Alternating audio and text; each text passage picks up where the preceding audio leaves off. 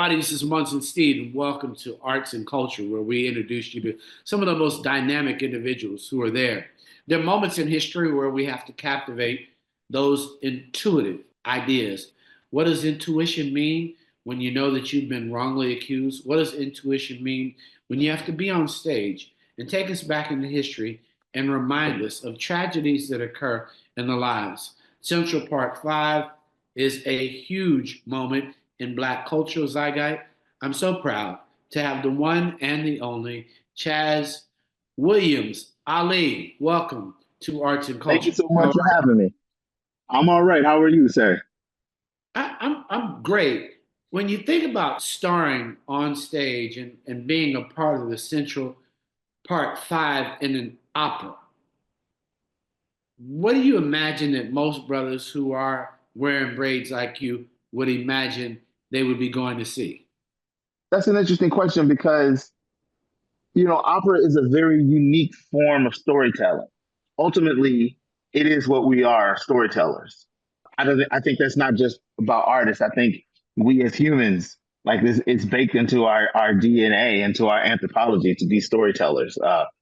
And so opera is just a unique form of that storytelling. And, where I grew up, I got to admit, I wasn't really exposed to a ton of opera in my background. So I think if someone sees the name Central Park 5, which they may recognize from either being around when it happened or the Netflix series when they see us or documentaries or, any of those things, that might draw some people in to say, okay, I know what that story's about. And then when they get there, they're going to see themselves represented on stage, which is a rarity in our genre sometimes.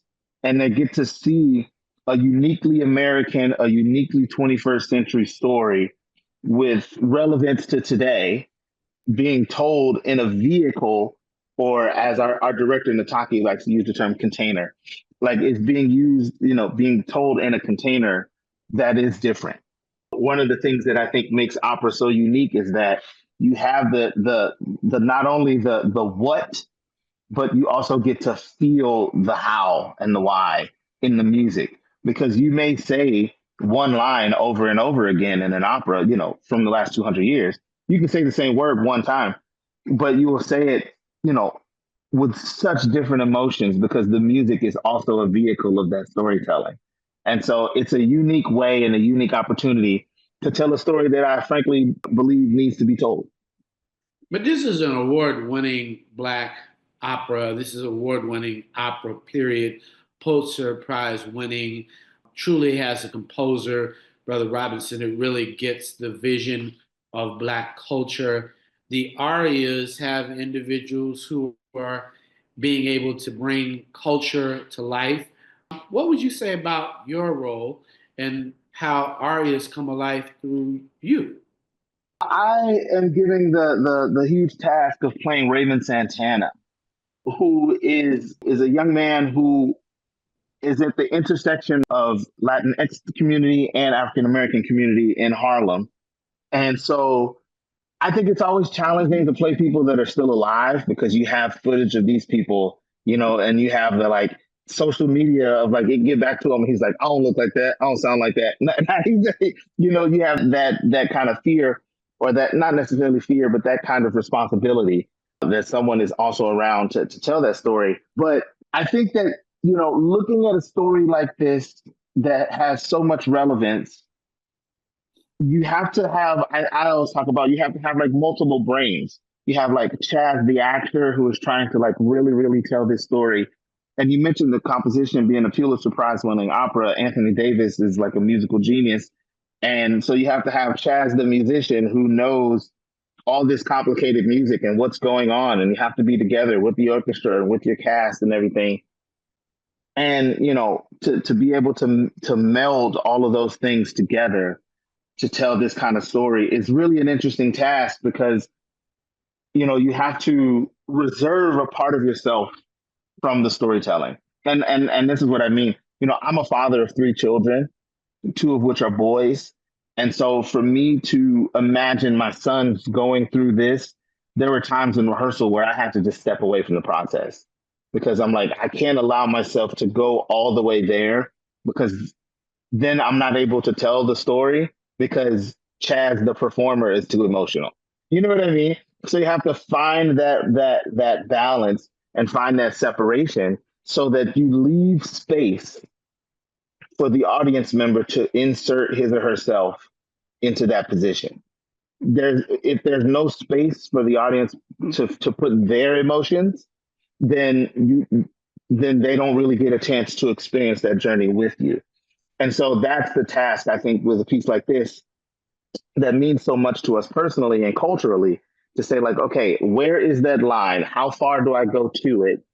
And how much space do I leave for the audience to put themselves into the story? You met opera, you met acting. How did you guys fall in love with one another? I grew up, my mother is a very talented choreographer and theater director. So I grew up on stage.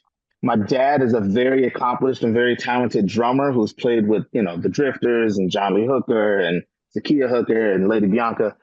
And so I grew up on his side, I had a lot of music. On mom's side, I had a lot of theater. And so I've been able to kind of blend those two together in something like opera. And Anthony Davis allows me to stretch those musical muscles that live in the jazz world and in the blues world and in the funk world. Growing up doing that stuff with my dad, like a little side story. My very first day off here in Detroit, I've had the mission since I was 9 years old to go to Hitsville. So my very first day off, I made the trek over to Hitsville and I was able to scratch that itch. And so, like, being able to be in that building with that history informed my rehearsal process, because I was like, listen, these guys grew up on that stuff too. Like, that's also a part of this culture. Like, when you bring yourself to it, you bring your whole self to it. And so opera was one of those things that came later in the game for me. When I was in high school, I went to a performing arts high school and I was able to link up with Opera Theater of St. Louis for their high school students program. And we went to see Verdi's La Traviata when I was 18. And that was a life-changing experience for me, because that pushed me into a path to say, like, okay, well, if opera is that, then I can do that. Then I want to do that, because that is musical storytelling, I believe, at its finest.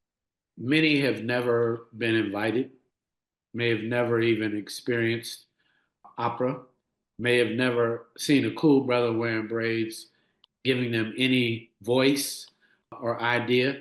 Give us an interpretation, if you would, not a 3 minute play, but just the range and the idea of what something dramatically you could feel if you were going to share in front of some young brothers in Detroit, since we are in the D, to just let them know you're welcome. And one of you is on stage representing you, your father, your uncle, and those who truly are accused of things that they, without the right support and without time, will serve time and then have to come home and then find some freedom after the wrong has been righted. Yeah, that's a great question, or that's a great thing to do, because first of all, I believe that our experience as people of color is the human experience. It's it's not separate from everybody else's story. Our stories are all told together. We are all pieces of the puzzle. And anybody that's ever done a puzzle knows that a lot of times the part of the puzzle that doesn't have the clearest picture is the hardest part of the puzzle to put together. And that's the part of the story that we're trying to tell. That's the part of the puzzle that we're trying to put together. But when I say that we are the human experience, I mean that, even if you go see something like La Boheme, which is one of the greatest operas ever written, it takes place in Paris in the 1800s, yes, but the way that those humans interact with each other is relevant today. You can see yourself. We all have that cousin that's following his dreams and he's broke and he's really trying to, but he's trying to do the thing and he seems happy and everybody's like, man, you can't pay your rent. He's like, yeah, but look at this poem I just wrote and blah, blah, blah. Like, like we all know it may not be a poem, but it's somebody with a demo tape. It's somebody with a mix CD saying, hey, brother, check out this thing I just recorded on my laptop and blah, blah, blah. Like, that's all part of the experience. That's all part of the human experience. And so when you go to an opera, you can see yourself on the stage. And in this opera in particular, for people of color here in the D or anywhere nearby, I know Chicago's not far. I know it's a lot of places not far. Come check us out. It's interesting to see, elements that we all grew up with. That, I don't want to spoil anything, but there are dances that I know everybody from the cookout knows how to do that's on the stage. There are, imagery and people wearing Run DMC hoodies and things that you like really can identify with being told in this way. And I think that's a special thing to do. And I think that, if you come in with an open mind, it may take you 5 to 10 minutes. I'm not going to lie about this. It may take you 5 to 10 minutes to get into the world, to get into the idea that we're not talking to each other, we're singing to each other. But when we sing to each other, that is how we are communicating. Once you get past that hurdle, once you allow yourself that suspension of disbelief, then you can really bask in the music and bask in the story and bask in the way that we're relating to each other in this traditionally hoity-toity art form, right, of opera. But when you see these brothers interacting with each other, you see like, oh no, man, like he dapped him up like I dap up my barber, but he's singing opera. You know what I mean? So that you really kind of blend and bring together this idea that our experience is the human experience, and we are just out here telling our story. I don't know that I heard you saying anything, but the way you introduced and brought us home, I love it, Chaz. I'm just messing with you on it. That for most people, they have no idea of what kind of training you put into to be able to understand. Obviously, this is an opportunity for them to get into a cultural nuance that really doesn't take place. So y'all are taking up space on this stage that traditionally is kind of not bringing the cultural insights that you are. If you were sitting there talking to a young brother at a barbershop, like you mentioned it, how would you introduce him to opera? And how would you introduce him to understanding that the boldness? Because what I find is the range. Like it's not, I'm rapping real fast. It is truly a structure, and whether it's black or not, this is an opera still, and it's presented as such. Yeah, I would say that, just like opera itself is a genre of music, but it is not a monolith, just like rap or hip hop is not a monolith. Because you can be somebody who's really into hip hop and you can say, man, I'm super into hip hop. And somebody else at the barbershop can say, man, I'm super into hip hop. But they don't like the same stuff. One of them is talking Sugar Hill Gang and Run DMC and Flavor Flav, and the other person is talking about, Lil Yachty and Jeezy and these young guys, and somebody else is like, nah, man, it was all about Pac and Biggie and Bone Thugs and Harmony in the '90s, and they're like, nah, man, it's Jay Z and Kanye and all these guys from a different era. Opera is the same way. There are so many different ways inside of the vehicle of opera to tell a story, and this is one of those ways. And so we may not say like, "Hey, how's it going?" But we may say like, "Buongiorno, amici." It's the same. It's the same. They're still just saying, "What's up?" basically. And so this opera is a chance to see our culture, to see the way we interact with each other using the style of communication of opera. And I would say like being able to see that is really, really cool. And it's something that you don't get to see every day. And it's worth coming to check out. I love the way you prepared individuals' minds to enter a space that you may not have ever been into before. Like to me, it's a thing that I'm so excited about seeing it because I won't have to just kind of have it translated and see the words coming across. It'll actually be Yeah, me as I go. Typically, it's Porgy and Best, and that's probably the max that we kind of get on a regular yeah, basis. All of a sudden, now we have a Central Park Five, and you obviously as a father knowing that you're making something for young and old men and their families and their wives. What would you say if you were giving a speech there at Cass Tech, where they've got tons of performers, a history, a legacy? Obviously, you went to Hitsville with Motown, but you're in the beautiful Chocolate D. What would you say to those young brothers at the barber about them being able to enter spaces that can change the trajectory of their life just by allowing themselves to come into a world that you're inviting them to that they typically don't get the invitation to? I would say that most of the time people don't believe that they can do something until they see somebody that looks like them do it. And I would like to point everybody back through the last century to show that when we as people of color decide to do something, typically we rise to the cream of the crop. When we decided to get into golf, we didn't just get into golf in the middle. We gave you the best golfer of all time. When we decided to get into tennis, we didn't get in the middle. We decided to give you the greatest tennis players of all time, the greatest pair of sisters to ever play the same sport of all time. When they finally broke the color barrier, Jackie Robinson didn't come in and say, "Nah, man, I'm happy to be in the middle." He became one of the greatest second basemen of all time. When we decided to get into opera, we didn't get in the middle. We had Marian Anderson, we had Leontine Price, we had Jesse Norman, who decided to do it at the highest levels of all time. That's what we do. And this is another mountain for us to climb. This is another door for us to open. And I believe, once you come out of the darkness, you should turn on the light for your friends. That's a quote from another Detroit group, Commission, with Fred Hammond and the boys.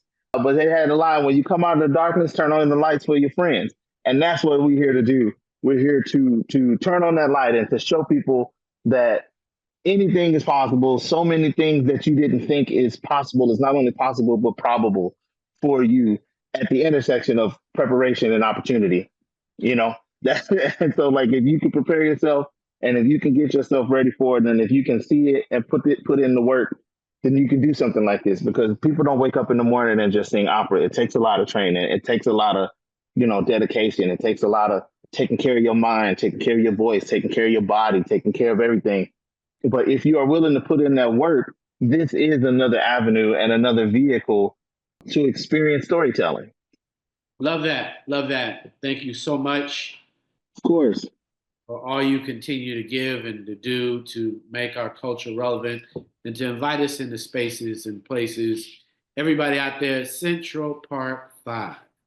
And if nothing else, come here, my brother Chaz Ali, who believes in turning on the light for all of us to be able to see ourselves in a dimension that we haven't ever seen ourselves before. I'm Munson Steve. This is Art and Culture with Chaz Williams-Ali.